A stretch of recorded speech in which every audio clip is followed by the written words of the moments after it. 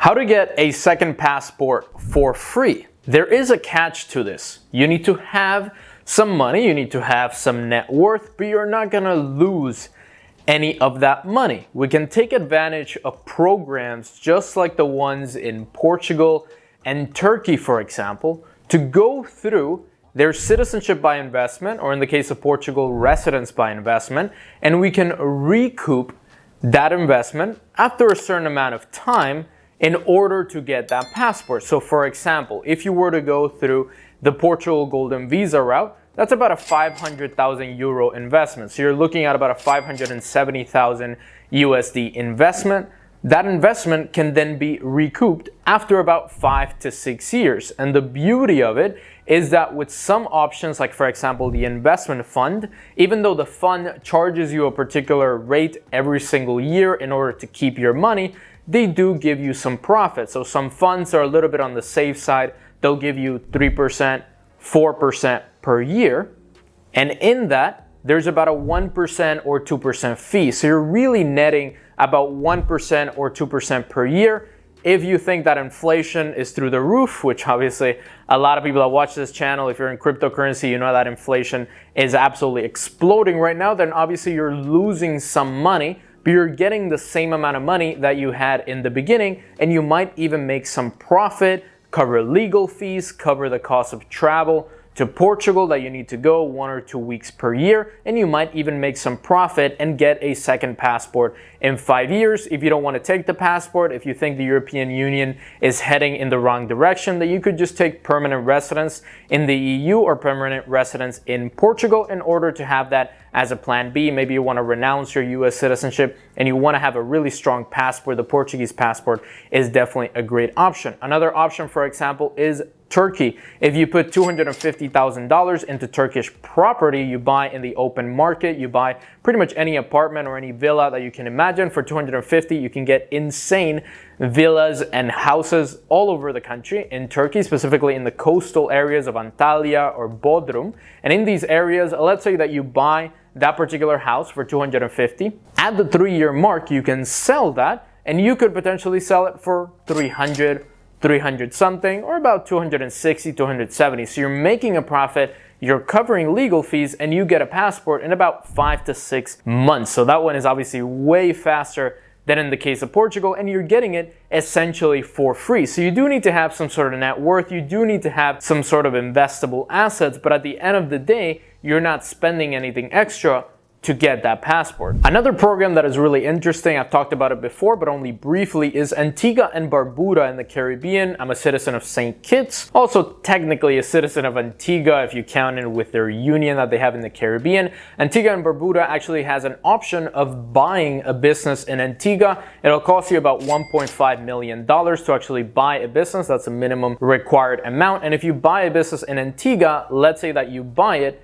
you get the passport, you could then flip that business and sell it for 1.6 million, 1.7 million. You could potentially make money from the business and actually profit from that investment. So whenever you're looking at citizenship by investment or residence programs, also analyze what is the cost of opportunity there. Maybe instead of putting that money into real estate or putting that money into a fund, I'd rather put it in crypto. Then maybe in that type of scenario, you want to do the donation route and just spend $150,000 to get a passport real quick. Or if you want to get a much better passport, spend about $1 million to get Maltese citizenship. If you don't mind that opportunity cost and you're okay with putting $250,000, $500,000 into property or a fund and then getting a passport in 5 years, you can then get that investment back. And for example, in the case of Portugal, those funds are regulated by the government and make sure that they are safe. Obviously, you need to do your own due diligence to meet those fund managers, make sure that they'll take care of your money. But at the end of the day, at the end of the 5 years, 6 years, you can make some profit, you lose absolutely no money, and you basically get a passport completely for free. The other options that I want to discuss are both extremely viable options, and I've helped many people do them. The first one is residence by investment programs that eventually lead to citizenship by naturalization. So they're not strictly citizenship by investment, golden visa, nothing like that. But for example, in the case of Ecuador, you put $40,000 into an Ecuadorian credit union or a bank account, and then you get residence through those $40,000.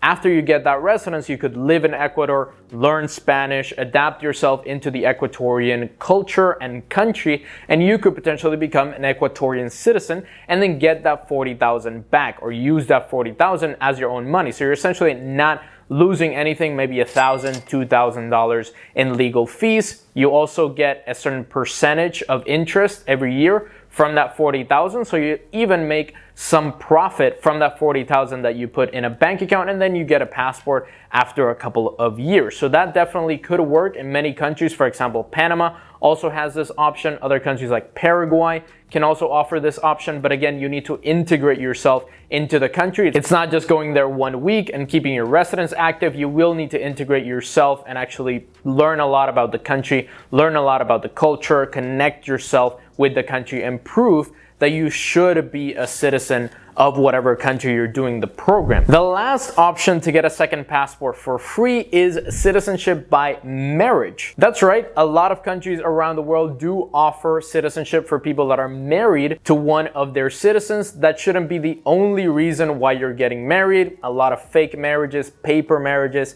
happen specifically in Eastern Europe, specifically in Ukraine.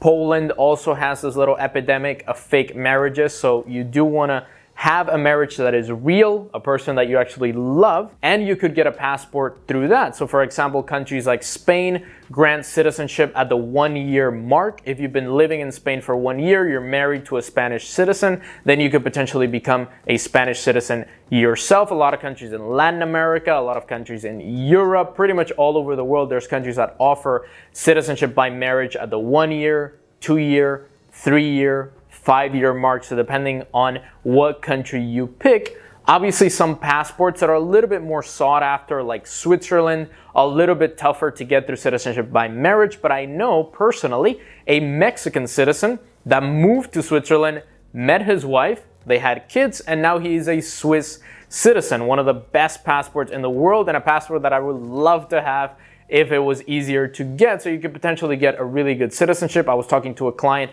from the US. She's married to a New Zealand citizen. She was talking about getting New Zealand citizenship by marriage, and I definitely recommend it. If you're married for the right reasons, you love each other, you're spending the rest of your life together, and then obviously get a passport through that, and it will cost you around $1,000 or $2,000 in legal fees, so it'll really be a second passport completely for free. If you're a US citizen, you can then use that passport to renounce US citizenship. You could use that passport to improve your travel freedom, or if you're marrying somebody from the European Union to live in Europe, whatever it is that you want to do, you could easily get residence as well, not just citizenship, but in the first year of marriage, for example, quickly get residence in that particular country. If you get residence in the Schengen area, then you could then get residence for the whole of Europe, and you could then lead to citizenship after a couple of years, depending on what country you choose. So that would be an option that I definitely recommend people consider. If you have money, obviously the options are better. If you want to get citizenship by investment, residence by investment, you want to get a second passport, or you want to lower your taxes, move abroad, find more freedom in your life,